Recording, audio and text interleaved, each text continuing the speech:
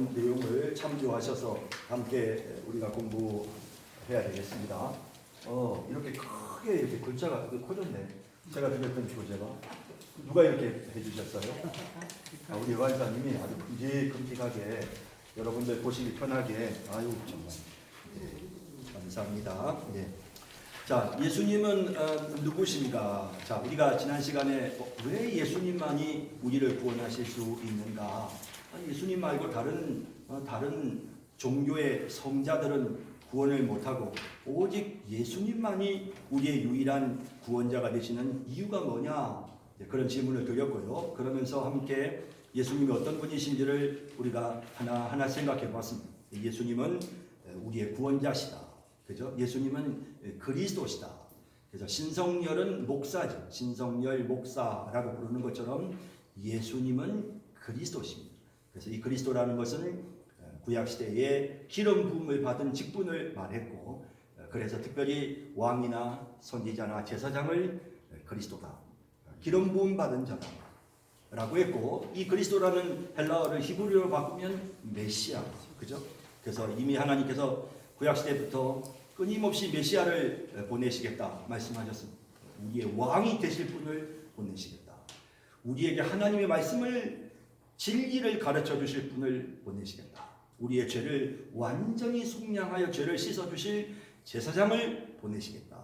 약속하신 하나님께서 이제 이 땅에 예수 그리스도, 예수 왕, 예수 선지자, 예수 제사장 되시는 그 예수님을 이 땅에 보내주셨죠. 그래서 예수님은 우리의 구원자가 되십니다. 예수님은 속죄의 제물이죠. 보라, 세상 죄를 지고 가는 하나님의 어린 양이로다. 속죄의 제물이 되셨습니다. 그래서 우리가 양이나 염소를 잡아서, 그죠? 우리의 죄를 뒤집어 씌워가지고, 그리고는 그 양이나 염소를 대신 죽이는 방법이 있었지만, 돌아서면 또 죄지고 돌아서면 또 죄지는데 끊임없이 양이나 염소를 죽여도 우리의 죄가 다 용서될 수가 없었어요. 그래서 완전한 속죄제물, 보라 세상 죄를 지고 가는 하나님의 어린 양이로다. 바로 그 진정한 속죄의 제물 되시는 예수님이 이 땅에 오셔서 우리를 위해 속죄 제사를, 그래서 단번에 자신의 그 거룩한 피를 쏟으셔서 우리의 모든 허물과 죄를 용서해 주셨다. 그래서 예수님은 우리의 구원자가 되신다. 누구도 우리를 대신해서 죄값을 치루어 죽어준 사람이 예수님 이외에는 아무도 없다. 그래서 예수님 우리의 구원자십니다. 그리고 예수님은 화목제물이죠. 하나님과 우리 사이에 서로 화목제물이 되게 하십니다. 우리가 죄로 인하여 거룩하신 하나님 앞에 나아갈 수 없어요. 휘장이, 성소에 휘장이 가로놓여 있는데 감히 인간이, 죄 있는 인간이 그 휘장을 넘어 하나님의 지성소가 있는 거룩한 성소, 그 언약궤가 있는 지성소 안으로 들어가면 다 죽는단 말이에요. 그런데 예수님이 우리의 화목제물이 되었습니다. 우리의 죄 문제를 다 해결해서 하나님과 우리 사이에 길을 열어놓으셨다. 그래서 이제는 우리가 마음껏 하나님 앞에 나아갈 수 있게 되죠. 그죠? 우리가 하나님을 믿을 수 있게 되죠. 예수님만이 하나님과 우리 사이에 죄의 문제를 해결하시는 화목제물이시기 때문에, 그래서 예수님이 우리의 구원자시다. 그런 말씀 드렸죠. 그리고 예수님은 우리의 구원자가 되실 수 있는 이유는, 예수님이 그냥 연약한 인간이라면, 정말 우리가 똑같은 그저 인간에 불과한데 어떻게 인간이 우리의 죄를 다 용서하고 우리를 대신해서 죽을 수가 있겠습니까? 그런데 예수님이 하나님이시다. 참 하나님이시다. 성경에 나오는 많은 예를 통해서, 그죠? 태초에 말씀이 계시니라. 이 말씀이 하나님이신데 이 말씀이 육신이 되어 우리 가운데 거하시는 것이 바로 독생자 예수님이시다. 그래서 그 예수님에게는 진리와 은혜가 충만하다. 우리가 이런 말씀. 그리고 예수님은 나를 본 자는 아버지를 보았거늘 제자들에게 말씀하셨죠. 그러면서 자신이 바로 하나님이시라고 말씀하셨습니다. 그런데 우리는 생각할 때 예수님이 자기 자신을 하나님이라고 말한다면, 예수님이 자신을 하나님이라고 말한다. 그러면 우리가 생각할 때 누군가가 자기를 하나님이라고 주장하면, 만약에 제가 여러분들 앞에서 나를 하나님이다, 나는 하나님이요, 나를 믿으시오 이렇게 이야기하면 여러분들은 마음속에 생각에, 아이고 우리 목사님 돌아구나, 우리 목사님 사입이 이단 종교를 지금 만들려고 저러는구나, 이런 생각이 들지 않겠습니까? 그런데 우리는 예수님에게 그런 생각을 할 수가 없어요. 왜냐하면 예수님의 그 고고한 삶, 예수님의 그 거룩하고 은혜로운 말씀을 보면 예수님은 절대 정신병자가 아니에요. 예수님은 무슨 사이비 종교의 이단 종교의 교주가 아니에요. 예수님은 정말 거룩한 분이시죠. 그러므로 우리는 예수님이 말씀하신 그 말씀을 사실로 받아들여요. 예수님이 하나님이시구나. 예수님께서 내가 빛이요 길이요 진리요 생명이고 나는 부활이다. 예수님이 말씀하셨던 그 말씀대로 예수님이 정말 하나님이시구나 하는 걸 우리가 믿을 수밖에 없는 것이죠. 우리가 지난 시간에는 여기까지 우리가 같이 공부를 한 것입니다. 그래서 예수님은 그냥 단순히 무슨 불교나 또 혹은 다른 무슨 이슬람교의 어떤 교주처럼 그렇게 아주 정말 우리에게 많은 영향을 끼치는 그런 고고한 성인군자로 봐서는 안 된다라고 말씀드렸을 거죠. 예수님은 자기를 하나님이라고 말씀하시는 분입니다. 정신병자로 여기든지 아니면 정말 예수님을 하나님으로 믿든지 우리는 이 양장단에 우리가 결단을 해야 되는 것이지 그냥 어중간하게 예수님은 성인군자다 이런 말은 우리가 할 수가 없는 것입니다. 그래서 예수님이 진짜 하나님이시다 하는 사실을 우리가 분명히 깨달았고요. 그리고 난 다음에 이제 다섯 번째 보면 예수님은 죄 없으신 참 인간이십니다 라는 내용이 나오죠. 자, 여러분, 예수님이 하나님이시면 우리의 죄를 다 용서해 주지 못하시나? 자, 하나님이시라면 하나님이신 그분께서 인간이 꼭 되셔야만 된다. 여러분, 사실은 성경을 보면 예수님은 분명히 자기를 인간이라고 말씀하시거든요. 인간이 되셨어요. 예수님은 완전히 인간이 되셨어요. 자, 그래서 그 다음에 나오는 성경에 보면 이런 말씀 나오잖아요. 빌립보서 2장 6절 7절에 그는 근본 하나님의 본체시나 하나님과 동등됨을 취할 것으로 여기지 아니하고 오히려 자기를 비워 종의 형체를 가지사 사람들과 같이 되셨다. 예수님은 하나님이신데 사람이 되셨어요. 사람이 되셨어요. 그죠? 사람의 모습으로 이 땅에 오셨어요. 그죠? 그러니까 예수님이 왜 사람이 되셨을까? 예수님이 왜 사람이 되셨을까? 또 히브리서 2장 18절에 그가 시험을 받아 고난을 당하셨은즉 시험 받는 자들을 능히 도우실 수 있느니라. 자, 여기 우리가 이런 이유들을 여기서 발견할 수가 있는데 성경에 이제 그 다음에 나오는 내용들을 좀 이따 좀 보고요. 여러분, 예수님께서 왜 인간이 되셨어야만 할까? 그냥 하나님이시면 우리의 죄를 용서 못 해주시나? 우리의 죄를 사해 주실 때 하나님이시면은 우리의 죄를 사해 주지 못하시고 꼭 인간이 되셔야만 했는가? 라는 생각을 우리가 하게 돼요. 자, 예수님이 정말 꼭 인간이 되셔야만 했는가? 라는 생각을 하게 되죠. 자, 그런데 보세요. 여러분, 우리의 죄를 사해 주는 속죄 제물이 되려면 어떻게 되죠? 속죄 제물은 뭐 해야 되죠? 죽어야 돼요. 피를 흘리고 죽어야 돼요. 근데 하나님이 죽으실 수가 있어요. 하나님은 죽으실 수가 없어요. 하나님은 죽음이라고 하는 게 없는 분이에요. 인간이 되셔야만 죽을 수 있어요. 그러니까 우리의 죄를 대신해서 속죄의 제물이 되어서 죽어주시려면 인간이 되지 않으면 안 되는 거예요. 예수님이 우리에게 완전한 속죄의 제물이 되시기 위해서 인간이 되셨어요. 자, 우리의 죄를 대신 전가시켜야 돼요. 인간이 되셔야만 예수님이 우리의 죄를 대신해서 온몸에 받으실 수가 있어요. 예수님을 사람들이 십자가에 못 박았어. 그런데 예수님은 인간이 아니야. 하나님이야. 그러면 예수님이 십자가에서 무슨 고통이 있으셨겠어요? 아무 고통도 없어요. 예수님은 하나님이신데 하나님이 무슨 고통이 있으시겠어요?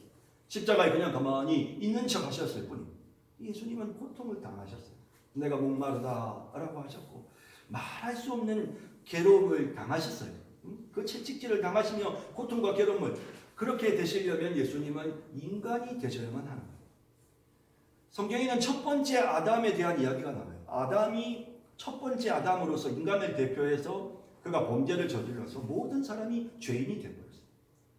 그러므로 두 번째 아담, 마지막 아담이신 예수님, 인간으로 오신 예수님이 우리를 위해서 대속의 죽음으로 우리의 죄를 씻어 주셔야만 그 두 번째 아담으로 인하여 우리가 의롭게 될 수 있는 거예요.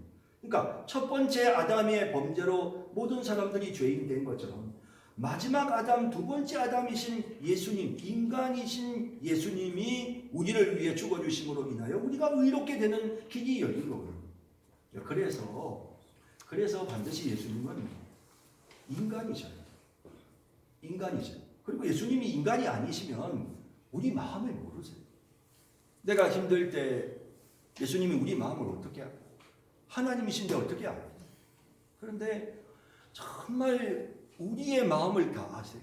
우리의 슬픔, 우리의 연약함, 그런 걸 아세요. 예수님 그래서 우시잖아요. 인간의 죽음 앞에서 우시는 모습을 보세요. 그 예루살렘의 범죄를 보시면서 안타까워 우시는 모습을 보세요. 이렇게 되실 수 있는 이유는 예수님이 인간이시기 때문에 그래요.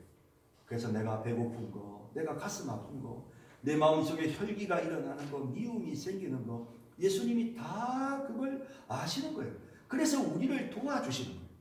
이게 중요하죠. 그래서 여기 보면 히브리서 2장 18절 다시 볼까요? 그가 시험을 받아 고난을 당하셨은즉 시험 받는 자들을 능히 도우실 수 있느니라. 예수님은 우리를 도와주시는 분이세요. 그러니까 도와주시려면 예수님이 인간이 안 되면 우리를 못 도와줘요. 인간의 눈높이로 낮아지셨기 때문에 우리의 모든 걸 아시기에 예수님이 우리를 도와주실 수가 있는 것입니다. 또 그래서 디모데전서 2장 5절에도 하나님은 한 분이시요 또 하나님과 사람 사이의 중보자도 한 분이시니 곧 사람이신 그리스도 예수다. 하나님과 인간 사이의 중보자가 되려면 예수님은 가운데서 화평케 하는 중보자의 역할을 하려면 예수님은 완전히 하나님이시면서 완전히 사람이셔야 되는 거죠. 이거 얼마나 신비로워요, 여러분. 이건 인간의 머릿속에서 만들어낸 아이디어가 아니에요. 얼마나 신비롭습니까? 예수님은 완전한 하나님이시면서 또 완전한 사람이신 그런 분이죠. 그래서 우리의 하나님과 우리 사이에 중보자가 되신 것입니다. 요한일서 3장 5절에 그가 우리 죄를 없애려고 나타내신 것을 너희가 아나니 그에게는 죄가 없느니라. 그런데 예수님은 인간이시지만 우리가 기억해야 할 게 있어요. 예수님은 죄가 있으면 안 돼요. 절대로 예수님은 죄가 있으면 안 돼요. 왜냐하면 예수님이 죄가 있으면 그러면 계속해서 말씀드리는 거지만 속죄의 제물은 흠 없는 어린 양이에요. 흠이 있으면 안 돼요. 그러니까 이게 반드시 속죄의 제물로 내 죄가를 이 양이 대신 짊어지려면 이 양이 흠이 있으면 안 돼요. 아이고 이 비실비실하고 이거 아무짝에도 못 쓰겠네. 이거 그냥 속죄 제물로 써야 되겠다. 그렇게 해서 속죄 제물로 쓰는 게 아니고 정말 완전한 그 양이 진짜 아무리 봐도 흠도 티도 없는 이 양이 나를 대신해서 내 죄를 대신해서 구약시대의 속죄 제물로 죽는 거예요. 그런 것처럼 예수님도 죄가 없으셔야 돼요. 죄가 있으시면 우리를 위해 완전한 속죄의 제사를 드릴 수가 없어요. 그래서 예수님이 완전한 속죄의 제물로서 하나님 앞에 우리의 죄를 다 짊어지시기 위해서는 죄 없는 분이셔야 된다. 만약에 예수님이 죄가 있으시면 자기 죄로 인해 자기가 죽는 거예요. 자기 죄값을 자기가 치르는 거예요. 예수님이 온 인류의 죄를 대속하시려면 대신 짊어지고 죽어주시려면 반드시 예수님은 죄가 없으셔야만 한단 말이에요. 그러니까 인간이시면서도 죄가 없으셔야 된다. 이 얼마나 신비로운 일이에요. 근데 예수님은 죄가 없는 분이세요. 그래서 여러분 성경에 보면 우리가 이제 예수님과 함께 있었던 예수님의 제자들이 보면 예수님을 죄 없다. 베드로 전후서에도 보면 베드로가 예수님이 죄 없는 분이시다. 야고보, 예수님의 동생 야고보가 예수님을 죄 없는 분이다라고 합니다. 예, 어떻게 그럴 수가 있어요, 그죠? 사람이 다, 그죠? 제가 김건국 강도사님이랑 같이 늘 지내는데 김건국 강도사님한테 나 죄 없잖아 이렇게 이야기하면 목사님도 실수 많이 하시던데 늘 봐왔으니까 알 거 아니에요. 예수님과 3년 동안 함께 공생애를 같이 했던 예수님의 제자들, 그리고 예수님의 동생, 어린 시절부터 집에서 함께 자랐던 야고보는 예수님의 어린 시절을 다 봤어요. 근데 그 야고보서라든지 베드로 전후서에서 유다서에서 보면 예수님은 죄 없는 분이다 라고 그렇게 이 제자들과 예수님의 동생이 그렇게 고백하고 있어요. 정말 예수님은 죄 없는 분이세요. 의로운 분이시죠. 근데 예수님이 왜 죄가 꼭 없으셔야만 하느냐? 그것은 우리를 위해 구원자가 되시기 위해서는 죄가 있으셔서는 안 되는 것입니다. 히브리서 4장 14절 15절에 보면 같이 한번 14절 15절 읽어볼까요? 시작. 그러므로 우리에게 큰 대제사장이 계시니 성천하시니 곧 하나님의 아들 예수시라. 우리가 믿는 도리를 굳게 잡을지어다. 우리에게 있는 대제사장은 우리의 연약함을 동정하지 못하실 리가 아니요 모든 일에 우리와 똑같이 시험을 받으시는 이로되 죄는 없으시니라. 네. 중요한 이야기죠. 하나님은 우리와 같은 인간이세요. 그래서 우리의 연약함을 아세요. 우리의 연약함을 아세요. 이 동정이라는 표현은 같은 감정을 갖는다. 내가 아플 때 그 아픔을 누군가가 같이 느끼는 거예요. 동정이라는 표현은 그런 표현이잖아요. 예수님께서 우리의 아픔을 다 아세요. 왜? 예수님이 인간이셨기 때문에. 그래서 우리가 고통당하는 걸 예수님이 다 아시는 거죠. 그렇지만 예수님은 죄는 없어요. 신비로워. 예수님은 죄 없어요. 그래서 예수님은 죄 없으신 참 인간이셨다. 예수님은 참 하나님이시면서 또 예수님은 참 인간이셨다. 그래서 하나님과 우리 사이에 중보자가 되실 수 있었다. 그래서 또 예수님은 죄 없으셨다. 그래서 예수님은 우리의 속죄 제물이 되실 수 있었다.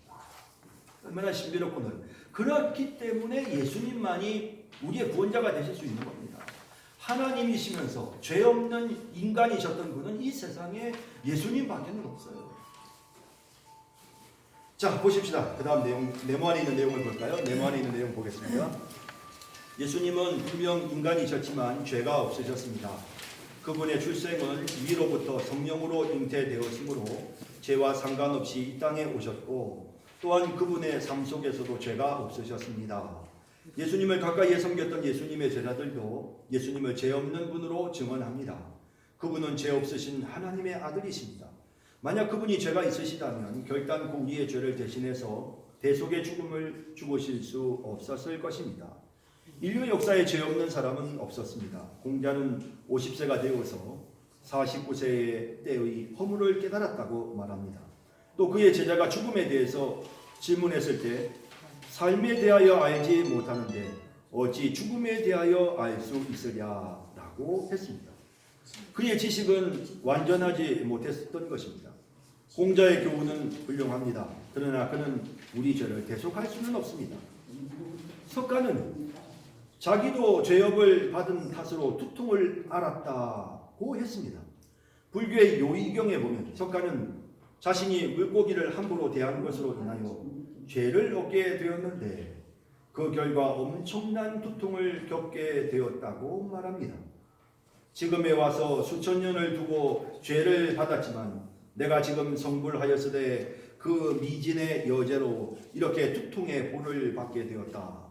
내 두통의 상태가 어떠냐?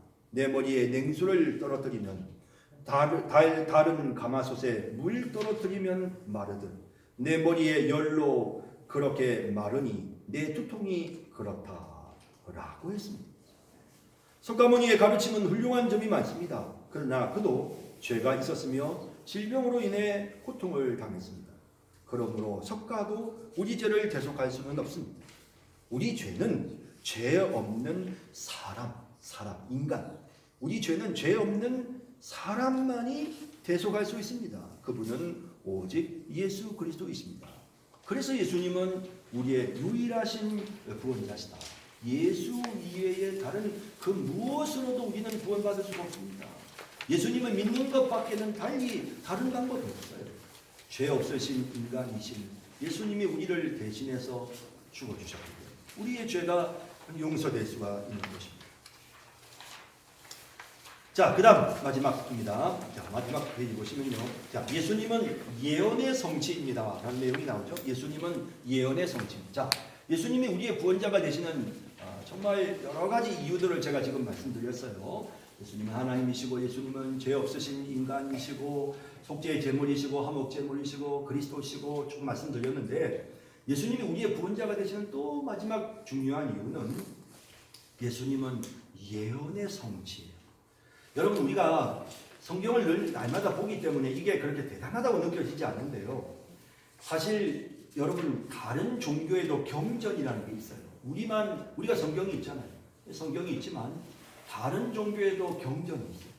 자, 그런데 다른 종교에 있는 경전들과 성경이 근본적으로 다른 점이 있어요.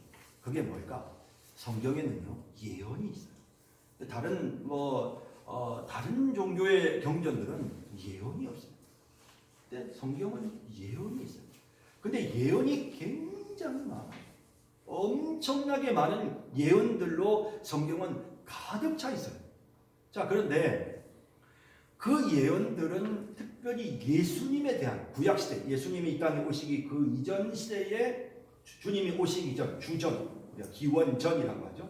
그 시대에 기록된 성경들이 구약 성경인데 그 구약 성경에 나오는 내용들이 예수님에 대해서 예언하고 있어요. 그리고 중요한 것은 그 예언이 그대로 이루어졌다는 거예요. 그 예언이 그대로 성취됐다는 거예요. 이건 정말 놀라운 일이에요. 어쩌다 우연히 그냥 한계가 걸린 게 아니에요. 우연히 운 좋게 그냥 한계가 그냥 그렇게 걸린 게 아니라 너무나도 많은 성경의 예언들이 줄줄이 다 그대로 성취가 돼요. 그래서 여러분과 성경 중에 특별히 마태복음이라는 성경을 보면요. 마태복음은 기록되었을 때라는 표현이 많이 나와요. 그러니까 기록되었을 때라는 표현이 많이 나오는 이유가 뭐냐면 구약에 나오는 성경이 그대로 성취됐다는 거예요. 98번 마태복음이 나와요. 마태복음은 유대인들에게 전하는 이 복음선, 예수님의 사역에 대해서 유대인들에게 전하는 기록된 성경이 마태복음서인데 그 마태복음에 보면 유대인들에게 봐라. 구약 성경에 이렇게 기록됐는데 그대로 이루어졌다. 예수님에 대해서 구약의 메시아가 이런 일을 할 거라고 했지? 봐라. 예수님 그대로 이루셨다. 라고 하면서 98번이나 기록되었을 때라는 말을 반복하는 거예요. 정말 놀라운 일만큼 성경은 예언이 성취돼요. 예수님에 대한 예언이 그대로 다 성취가 된 겁니다. 보세요. 탄생 장소 미가서 5장 2절. 이건 주전 700년 전 예수님이 이 땅에 탄생하시기 700년 전에 기록된 성경이에요. 이 미가서라는 성경. 그 700년 전에 이건 정확한 겁니다. 예수님이 오시기 전 700년 전에 기록된 성경이에요. 미가서. 근데 이 700년 전에 기록된 미가서에 보면 베들레헴 에브라다야 너는 유다 족속 중에 작을지라도 이스라엘의 다스릴 자가 내게서 내게로 나올 것이라. 그의 근본은 상고의 영혼에 있느니라. 베들레헴에서 메시아가 탄생할 것이다 라고 예수님이 탄생하시기 700년 전에 예언되고요. 마침 천하로 호적을 하게 합니다. 그래서 로마 황제가 이 호적을 하게 했을 때 그때 예수님 집안은 예수님의 아버지 요셉은 이 유다 지파였기 때문에 유다 지파는 베들레헴이 본적지. 베들레헴. 왜냐하면 그래서 베들레헴이 본적지였기 때문에 그래서 베들레헴으로 가서 호적을 한단 말이에요. 호구 조사를 할 때 베들레헴으로 가는 거예요. 그래서 거기에서 예수님이 탄생하잖아요. 700년 전에 예언된 대로 예수님은 유대 베들레헴에서 태어났습니다. 헤롯도 그걸 알았기 때문에 동방 박사들에게 성경을 연구해서 가르쳐 주잖아요. 베들레헴에서 메시아가 태어난다고 했다. 예수님은 베들레헴에서 탄생하셨어요. 우연히 뭐 그렇게 됐겠지? 아니요. 정확한 예언의 성취입니다. 동정녀로 이 땅에 탄생하실 것이다. 이사야 7장 14절에 예수님 탄생하시기 700년 전에 기록된 이사야서입니다. 거기에 보면 보라 처녀가 잉태하여 아들을 낳을 것이요 그의 이름을 임마누엘이라 하리라. 예, 이건 다 이 성경들은 정말 정확하게 예수님이 탄생하시기 전 700년 전에 기록된 성경이 정확히 맞아요. 그 성경에 기록되기를 예수님이 동정녀의 몸에서 탄생하실 거라고 예언되어 있는데 마태복음 1장 18절에 그의 어머니 마리아가 요셉과 약혼하고 동거하기 전에 성령으로 잉태된 것이 나타났더니 라고 되어 있잖아요. 이 성취가 된 거죠. 주전 500년 전에 예수님이 오시기 전 500년 전에 스가랴서가 기록됐는데 그 스가랴서 9장에 보면 시온에 따라 크게 기뻐할지어다 예루살렘에 따라 즐거이 부를지어다 보라 내 왕이 내게 임하시나니 그는 공의로우시며 구원을 베푸시며 겸손하여서 나귀를 타시나니 나귀의 작은 것 곧 나귀 새끼니라. 성경에 예언되어 있는 대로 예수님은 나귀 새끼를 타셨어요. 예수님이 성경 박사라서 구약 성경을 열심히 탐독해가지고 여러분 오늘날처럼 성경이 흔하게 있는 시대도 아니었고요. 회당에 가야 성경 두루마기가 있었어요. 개인이 우리처럼 성경책을 갖고 있었던 때가 아니에요. 개인적으로 성경을 연구하고 싶다고 연구할 수 있는 때가 아니에요. 예수님이 정확하게 그 예언대로 지금 이 나귀를 타시고 지금 예루살렘으로 들어가시지 않습니까? 이런 일들이 우연히 그냥 어쩌다가 그냥 일어나는 게 아니라 계속해서 성경의 예언들이 그대로 이루어지는 것입니다. 시편을 읽어보면 예수님이 오시기 전 1000년 전에 기록된 시편에 읽어보면 시편 41편에 내가 신뢰하여 내 떡을 나눠 먹던 나의 가까운 친구도 나를 대적하여 그의 발꿈치를 들었나이다. 발꿈치를 들었다. 이게 배신한다는 거죠. 마가복음 14장 10절에 보면 열둘 중에 하나인 가룟 유다가 예수를 넘겨주려고 대제사장들에게 감해 예수님과 함께 떡을 먹던 가까운 친구가 배신하는 거예요. 가룟 유다의 배신이 여러분 이렇게 예언된 대로 이루어지지 않습니까? 예수님이 가룟 유다를 불러 성경에 보니까 가까운 대적이 메시아를 이렇게 배신한다고 돼 있네. 야 네가 나를 좀 배신해줘. 그러면 성경의 예언대로 성취가 되잖아. 여러분 그렇게 해서 예수님이 막 짜고 이렇게 가룟 유다를 그렇게 했습니다. 가룟 유다 나중에 어떻게 됩니까? 나중에 스스로 목을 메고 자살합니다. 이렇게 될 수 있는 상황이 아니에요. 이게 성경에 나오는 내용 그대로 예언이 지금 성취가 되는 것입니다. 이사야 53장 3절 그는 멸시를 받아 사람들에게 버림받으며 멸시를 당하였고 우리도 그를 귀히 여기지 아니하였도다. 사람들로부터 멸시당하신 예수님.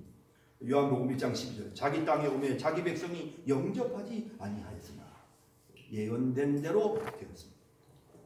또 예수님께서 십자가에 못 박히실 때 강도들과 함께 십자가에 못 박힐 것 이사야 53장 12절에 예언되어 있었는데 그 예언이 그대로 성취됐습니다. 손과 발에 못 박히셨습니다.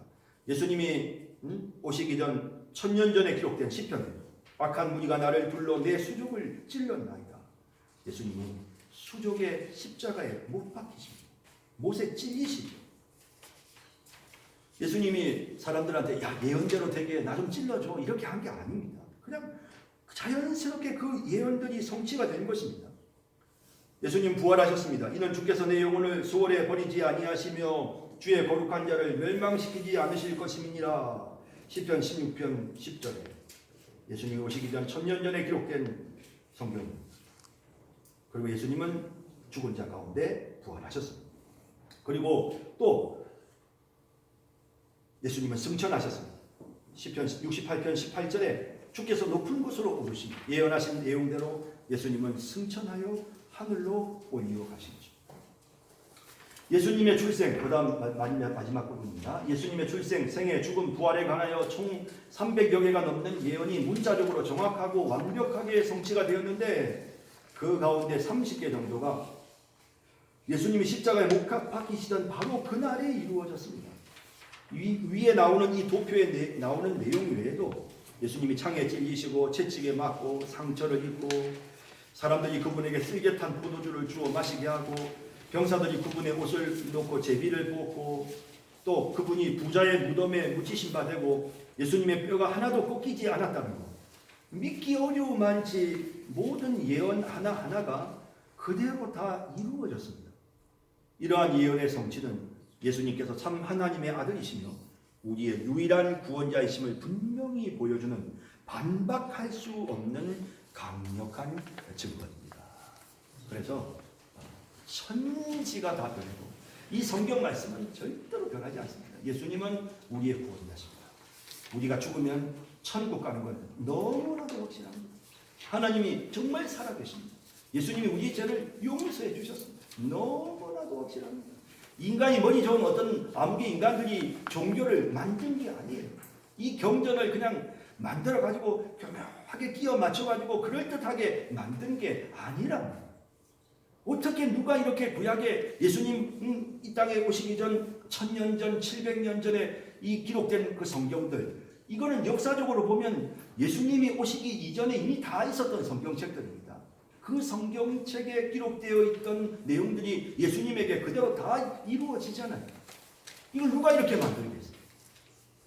심지어는 자신이 죽는 것까지 부활하시는 것까지 승천하시는 것까지 동정녀의 몸에서 태어나는 것까지 이거는 인간이 어떻게 해볼 수가 없는 거거든요.